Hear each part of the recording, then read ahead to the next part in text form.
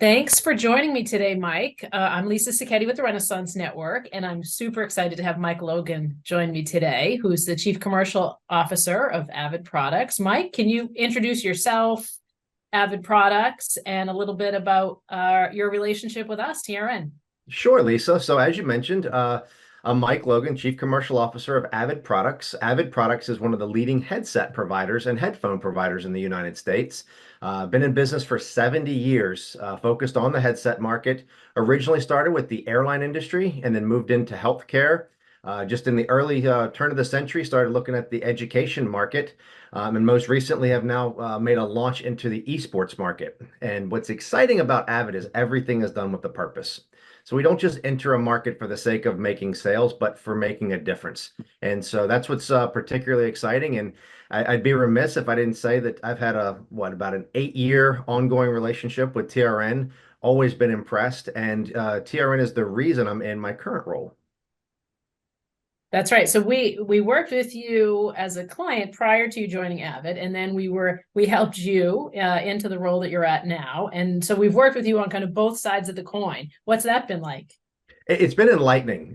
So it's the TRN I grin when I say that because the TRN process is extensive. And I don't know if the people watching this are aware of the assessment videos or the assessment tests that are going to be given, and then the analysis, and then the feedback on the other side. So what I think is most interesting is the amount of data that you all provide the employer, and then to be on the other side of that, knowing that that same amount of data is being provided about me to other people is pretty hilarious. So it's enlightening. It's thorough. I think would be the number one word I would use to just open it up. Is it's the most thorough hiring process I think I've ever seen. Now you're mentioning on both sides as a hiring manager as well. That's right. That's right. I Yeah. mean, you're being placed when you're being placed by TRN. You have the confidence, and maybe this is skewed by the understanding of what happens in the background from the employer side, but you have confidence that you're not just being put into a job because your resume says that you're qualified. But through everything that you all do, you're being placed into a job that you're well suited for. So Mhm. you have confidence that, as much as you're selecting the employee for the employer, you're also selecting the employer for the employee at the same time. So it gives you a great deal of confidence that you're not wasting your time on either side. Well, it's interesting. I know many times when I'm working with organizations and we're talking about comparing candidates and contrasting candidates, I'll give my very honest opinion and say, I think you should stay away from, this type of candidate, or maybe try to skew the opinion of a hiring manager. I know you and I have gone through that as well. So hopefully you've appreciated that candor.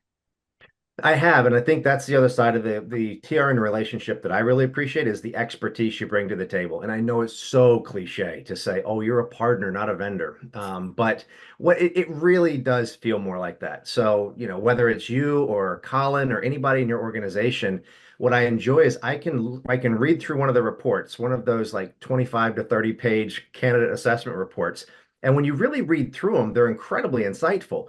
But there are times when I'm like, why is this a concern? So it'll say, hey, this should be a concern for you. And it's nice to be able to go to someone in your organization and say, hey, help me understand why this is a concern. Or you didn't raise this as a concern, which I view as one. Help me understand why it's not a concern. And the insight that your team brings to the table is second to none. And I think that's the difference when you're hiring without the assistance of TRN, you're just kind of on your own. When you engage that entire team, you're welcoming in five, six, seven additional experts in the hiring process that, to your point you made earlier, you can say, you should probably veer away from this particular candidate. I know they're shiny on paper, but these are the concerns that you want to stay away from.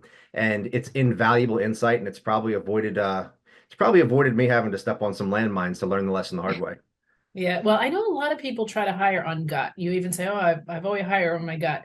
But we try to instill in our clients is you can rule out with your gut. Your gut is saying, "Okay, this is not the right person." Okay, so listen to your gut. But when your gut says this is the right person, you have to validate that 5, 6, 7 different ways, because what your gut is telling you is, "I like this person." And liking someone is nice, but that doesn't mean that they're the right person for the job.